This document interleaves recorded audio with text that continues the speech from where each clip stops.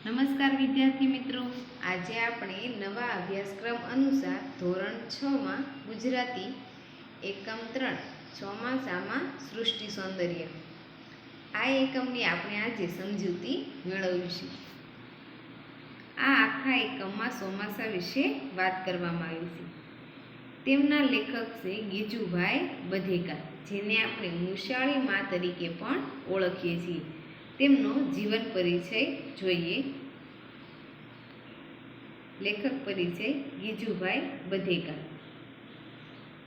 ગીજુભાઈ બધેકા, જેમનો જન્મ 15 નવેમ્બર 1885ના રોજ થયો હતો, તેમનું વતન શીતળ, અમરેલી જિલ્લામાં આવેલું છે। તેમના અન્ય નામ મુશાળી મા અને વિનોદી છે। વ્યવસાય વકીલાત, શિક્ષણ કેળવણી। તેમની ભાષા ગુજરાતી। તેમને રણજીતરામ સુવર્ણચંદ્રક એનાયત પણ કરવામાં આવ્યું છે। તેમણે દીવા સ્વપ્ન નામનું પુસ્તક પણ આપણને આપ્યું છે। તેમાં તેમણે બાળકોને કઈ રીતે ભણાવવું અને કેવી રીતે રમતા ભણાવવું, કઈ રીતે ભણાવવું તો બાળકોને સહેલાઈથી યાદ રહી શકે, તેના વિશે વાત કરવામાં આવી છે। તેમનું બીજું પુસ્તક વાર્તાનું શાસ્ત્ર નામનું આપ્યું છે। તો આજે આપણે તેના વિશે માહિતી મેળવીએ। એકમ 3 ચોમાસામાં સૃષ્ટિ સૌંદર્ય। ગીજુભાઈ બધેકા। ગીજુભાઈ બધેકા કેળવણીકાર હતા। મુશાળી મા તરીકે જાણીતા ગીજુભાઈએ બાળ કેળવણીના ક્ષેત્રે નોંધપાત્ર કાર્ય કર્યું હતું। દીવા સ્વપ્ન, કિશોર સાહિત્ય 1 થી 6, વાર્તાનું શાસ્ત્ર અને દીવા સ્વપ્ન વગેરે તેમના જાણીતા પુસ્તકો છે। તેમને રણજીતરામ સુવર્ણચંદ્રક પ્રાપ્ત થયો હતો। આ એકમ એક નિબંધ પ્રકારનો નિબંધ તો કે પ્રકૃતિ નિબંધ છે। તેમાં ચોમાસાની ઋતુની વાત કરવામાં આવી છે। તેના વિશે ટૂંકમાં માહિતી મેળવીએ। આ પ્રકૃતિ નિબંધમાં ચોમાસાની ઋતુના સૌંદર્યનું સજીવ વર્ણન છે। ચોમાસામાં જે જુદા જુદા જીવજંતુઓ જોવા મળે છે એ વિશે લેખકે રસપ્રદ માહિતી આપી છે। નિબંધના અંતે ચોમાસું આવ્યું છે એમ કહીને લેખક સૌને નિશાળના બારણા ખુલ્લા મૂકીને કુદરતના ખોળે ખેલવા નીકળવા હાકલ કરે છે। અત્યારે ચોમાસું ચાલે છે। આકાશે વાદળા વારંવાર ચડી આવે છે। કોઈ વાર ગાજવીજ સાથે તો કોઈ વાર ગર્જના વિના મેઘના જળ પૃથ્વી પર ઉતરે છે। અત્યારે ચોમાસું ચાલી રહ્યું છે અને આપણે પણ ઘણીવાર જોઈતો હોય કે આકાશમાં વાદળા ઘણીવાર થાય છે, પરંતુ વરસાદ ક્યારેક આવે અને ક્યારેક નથી પણ આવતો। કોઈ વાર વીજળી થાય અને કોઈ વાર વીજળી વગર પણ ધોધમાર વરસાદ પડી જાય છે અને મેઘના જળ પૃથ્વી પર ઉતરે છે, એટલે કે વાદળોમાં જે પાણી છે તે આપણા પૃથ્વી પર, જમીન પર આવે છે। ધરતી માતા આખા અંગે લીલી સાડી ધરવા લાગ્યા છે, એટલે કે જમીન પર ઘાસ વરસાદ આવે તેના કારણે ઘાસ ઉગવા લાગે છે। એટલે કહે છે લેખક કે ધરતી માતા આખા અંગે લીલી સાડી ધરવા લાગ્યા છે। પક્ષીગાન તથા દેડક્યા અને તમરાના તીણા સ્વરોથી મેઘનું સ્વાગત દિવસ રાત થઈ રહ્યું છે। એટલે કે વરસાદ આવે એટલે તરત દેડક્યાઓ આવવાનું શરૂ થઈ જાય છે અને તેઓ પોતાના અવાજોથી મેઘનું સ્વાગત કરે છે। અનેક પ્રકારના ઝીણા જીવડાઓ નવજીવન ધારણ કરી આમ તેમ ઘૂમવા માંડ્યા છે। અત્યારે ચોમાસું ચાલે છે। આ ચોમાસાનું સહજ સૌંદર્ય છે। કે છે કે વરસાદ આવે ત્યારે આપણે પણ જોતા હોઈએ, આપણા ઘરે રાત્રે નાના નાના પાંખોવાળા જીવડાઓ આવી જાય છે। તેઓ નવજીવન ધારણ કરે, એટલે કે નવું જીવન ધારણ કરે છે અને તેઓ પણ આમ તેમ ઘૂમવા માંડે છે। ત્યારે લેખક કહે છે કે ચોમાસું ચાલે છે, આ ચોમાસાનું સહજ સૌંદર્ય છે, એટલે કે ચોમાસાની સુંદરતા છે। બાળકો, તમે પણ જરા ઉઠો, જાગૃત થાઓ। લેખક કહે છે બાળકો, અત્યારે ચોમાસું છે તો તમે પણ ઉઠો, જાગૃત થાઓ, સ્ફૂર્તિ આણો અને ફરવા, રખડવા, રમવા ઉપડો। આકાશમાંથી છો વરસાદના પાણી ગળ્યા કરતા છત્રી ઓઢી અને બહાર નીકળો। ઘણીવાર આપણે પણ વરસાદ આવે એટલે છત્રી ઓઢી લઈ અને નીકળી પડીએ છીએ, અથવા તો છત્રી લીધા વિના પણ આપણે નાહવા માટે દોડીએ છીએ। છત્રીઓ ઓઢીને બહાર નીકળો। પૃથ્વી પર પથરાતા એકઠા થતા અને નાની નાની નીકોમાંથી પસાર થતા નાની નાની નીકોમાંથી પસાર થતા નદીઓ બનાવતા આકાશના જળ જુઓ. શું કહે છે? તો કે જ્યારે વરસાદ આવે ત્યારે નાના નાના ઝરણાઓ બની જતા હોય છે, જેમાંથી પાણી વહી અને કોઈ એક જગ્યાએ ભેગું થતું હોય. અહીંયા આપણને ચિત્રમાં પણ ચોમાસાનું ચિત્ર આપેલું છે, જેમાં આપણે જોઈ શકીએ છીએ બાળકો નાહી રહ્યા છે, ખેડૂત હળ લઈ ચાલી રહ્યો, અમુક લોકો છત્રીઓ લઈ દોડી, વૃક્ષ નીચે પ્રાણીઓ બેઠા છે. આ ઉપરાંત આપણે જોઈએ આ ચિત્રમાં, તો આ ચિત્રમાં આપણને વાદળો ચડી આવ્યા હોય તેવું લાગે છે.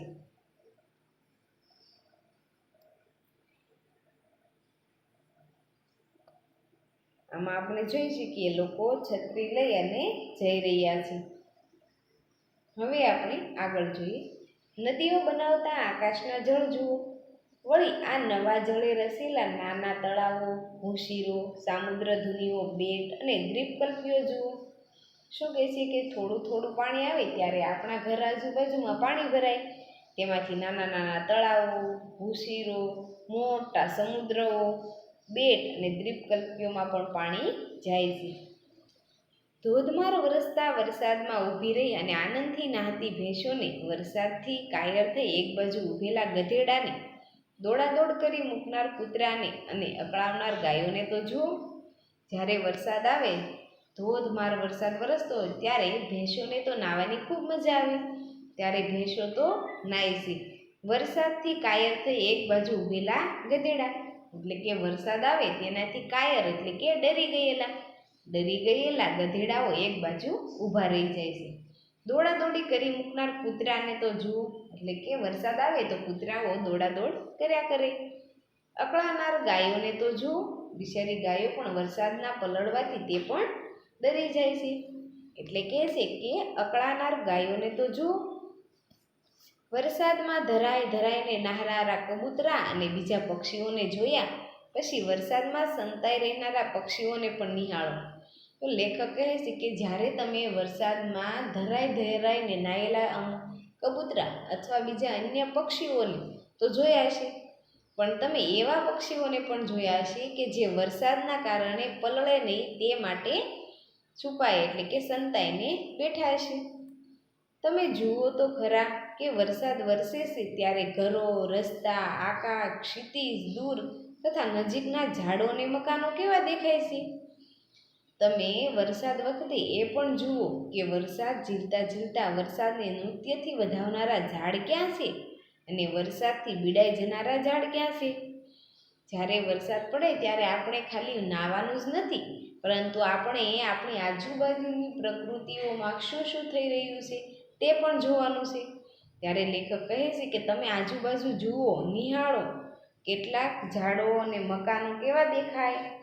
તમે વરસાદ વખતે એ પણ જુઓ કે કેટલાક વૃક્ષે તે વરસાદને ઝીલે તો કેટલાક મૂંઝાઈ પણ જાય છે એટલે કે બીડાઈ પણ જાય છે. અને આ બધા કયા કયા ઝાડ છે? વળી વરસાદ રહે કે તરત જ બહાર નીકળો. વરસાદ પછી ખળખળ વહી જતા નાના મોટા ઝરણાનું મધુર ગાન તમને સંભળાશે.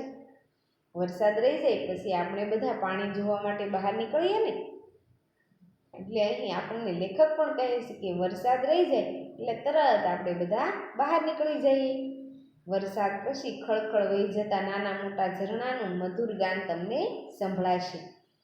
ઝરણામાં પગ મૂકતા વહી જતા પાણીનો વેગ તમે માપી શકશો. એટલે કે પાણી જતું હોય ત્યાં આપણે પગ મૂકીએ તો આપણને ખબર પડે કે કેટલું પાણી જાય છે. તેમાં તમે કૂદશો, નાચશો અને કિલકિલાટ કરી મૂકશો.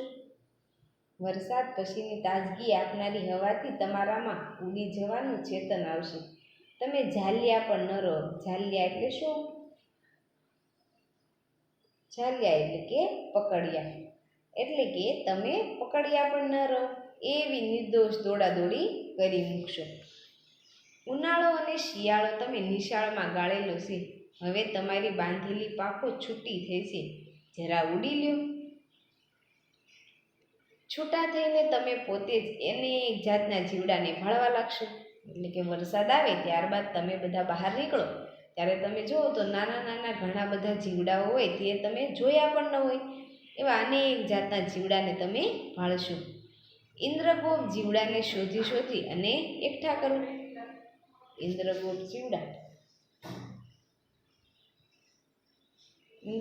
જીવડા એટલે કે આપણે જેને ગોકળ ગાય કહીએ છીએ, શોધી શોધીને એકઠા કરશો.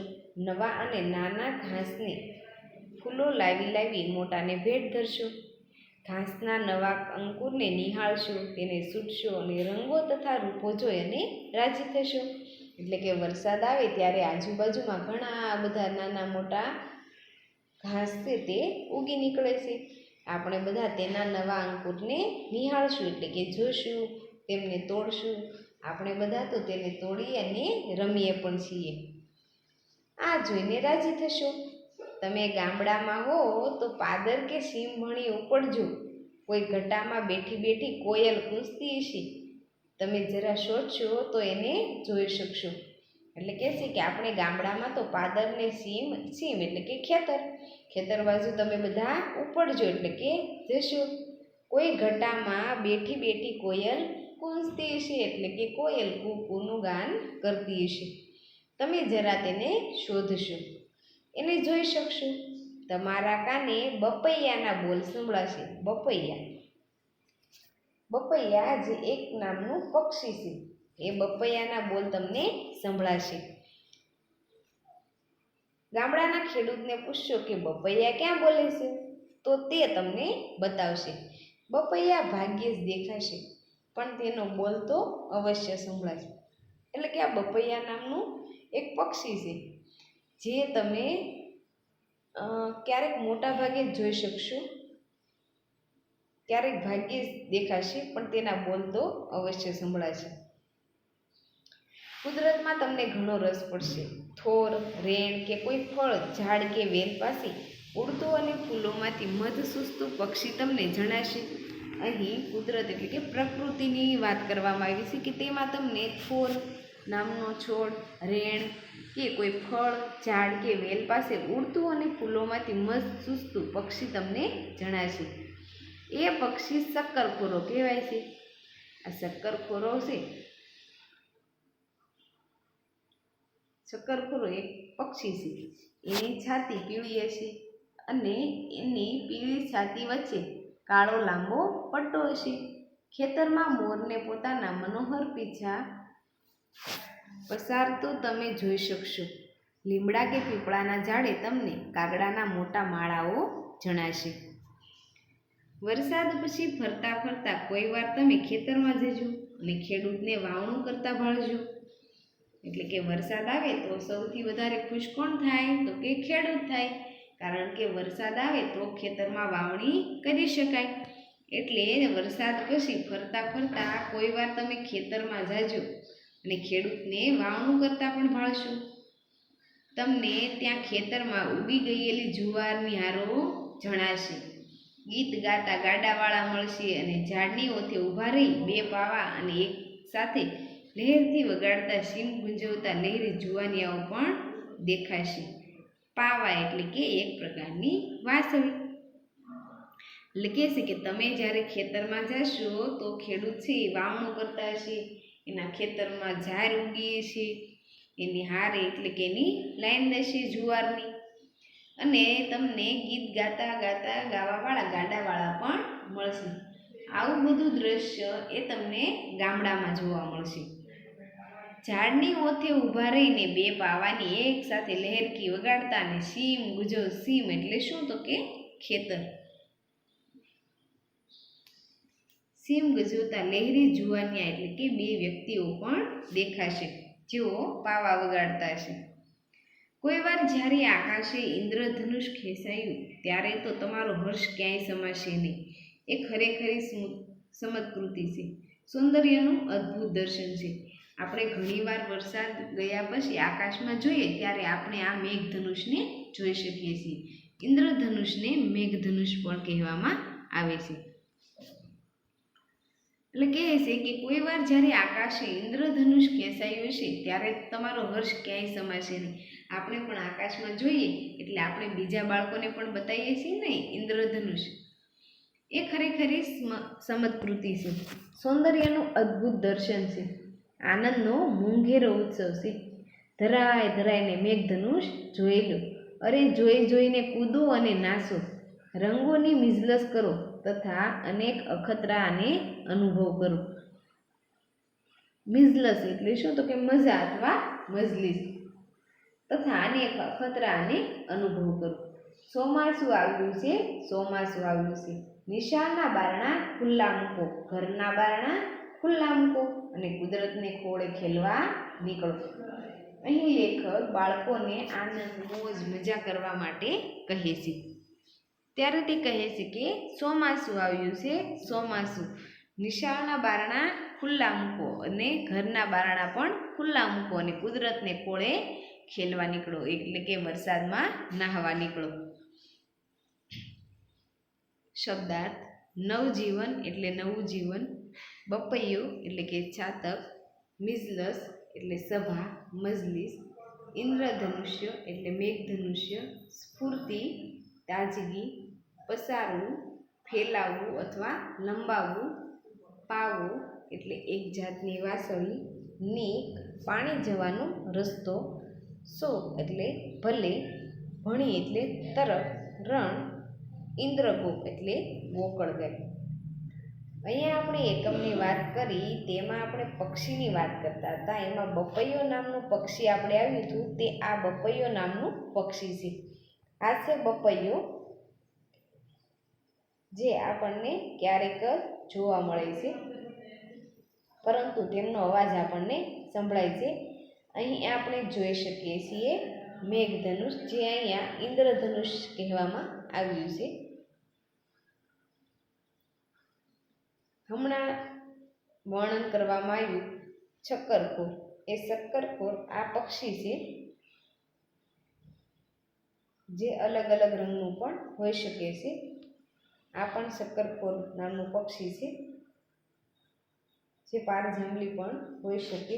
અને આ આપણે જોયા જે છોડ, તેમાંનો થોર, કે જેમાં અહીંયા લાલ કલરનું ફળ પણ ખાવાનું આવે છે. આ જે છે ઉપર તે ફળ છે, લાલ કલરના ફળ જેવું.